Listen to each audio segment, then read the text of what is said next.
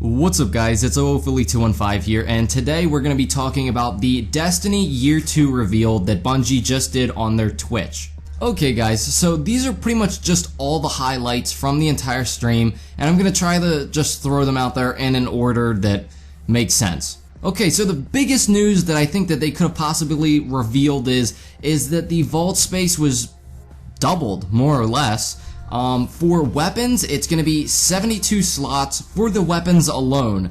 For armor pieces, it's going to be 72 slots. And I believe for like ghost shells, shaders, all your other materials, it's 36 slots. Now, the next big announcement that I thought was great is we're going to have 16 bounty slots. So no more going back to the tower just to cash in bounties so that you could grab more bounties from Crucible or going into PvE. No more of that. We're going to have 16 bounty slots. Another big thing for me, since I'm a Crucible player, is now you're going to be able to join a faction and be able to level up that faction while still gaining reputation for the Crucible. And you're not going to have to wear any type of a cloak or a mark or anything like that to level up the faction. All you have to do is just accept that the faction's allegiance, and you will pretty much just gain reputation from that point on for that faction. You're not going to have to wear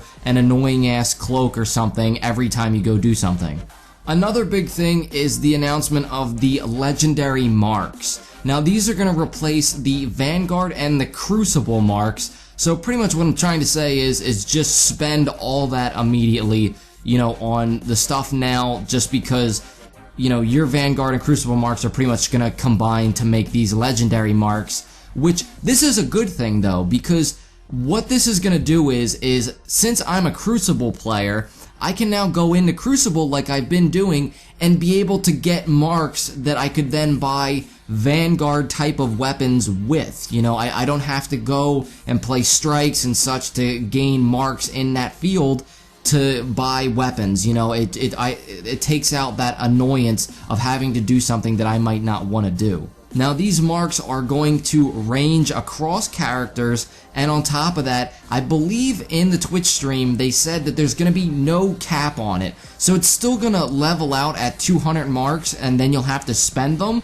but you're not going to have like a weekly cap, I believe. I think you could just keep earning the marks over and over. You spend some, you earn it back. You spend some, you earn it back. Now a huge thing for me, in case you haven't caught the hint already that I'm a Crucible player, is that there's going to be new quests and bounties.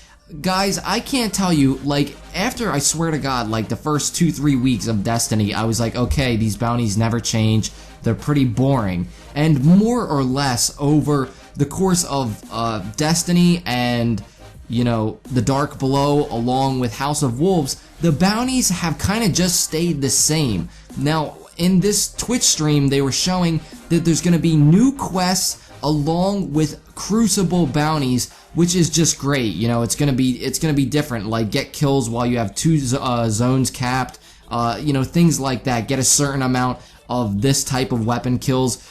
It's just good news. New bounties coming. Another thing they announced was pretty much new kiosks in the tower. So to kind of just sum it up real quickly, any ship that you have found in the past, along with shaders, emblems, is now going to be obtainable from a kiosk. So you don't have to have all these things piled up in your vault. You don't have to have them on your person anymore. You can honestly just get rid of them, and if you tomorrow want to be like, oh, I want that back, you could just go to the kiosk and re-buy them, which is an awesome feature. And they're doing the same thing with exotic blueprints. You're going to have a kiosk in the tower that will allow you to go and buy any exotic you've acquired in the past, so that you don't have to go into a raid or such to try and get those weapons again. They also announced that certain weapons are going to be pretty much re-upgraded and revamped for Year 2 Destiny with the Taken King. So these weapons, I think a couple of the ones they showed is, if you put on a Light Beyond Nemesis, you're going to have the revive perk right off the bat. You're not going to have to unlock so-and-so and so-and-so until, you get that perk. That's going to be immediately available. Another big thing in this stream was the Crypt Arc is now gonna be selling legendary engrams. He served literally no purpose besides decrypting engrams and such. That was it. That was his purpose. But now he has a little bit more than that going for him, because now you can go there and buy legendary engrams, which is going to be awesome, because I know for me personally, I have like literally 0 weapon parts. So I can go to him and start buying weapon engrams, you know, to then dismantle those weapons.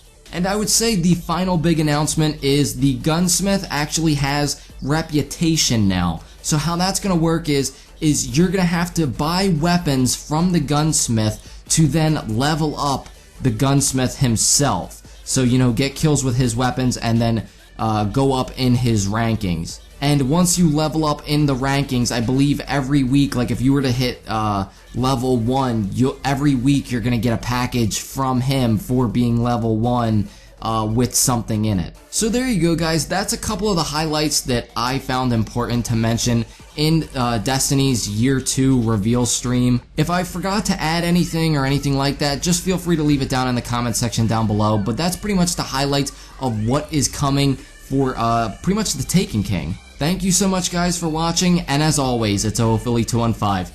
Peace!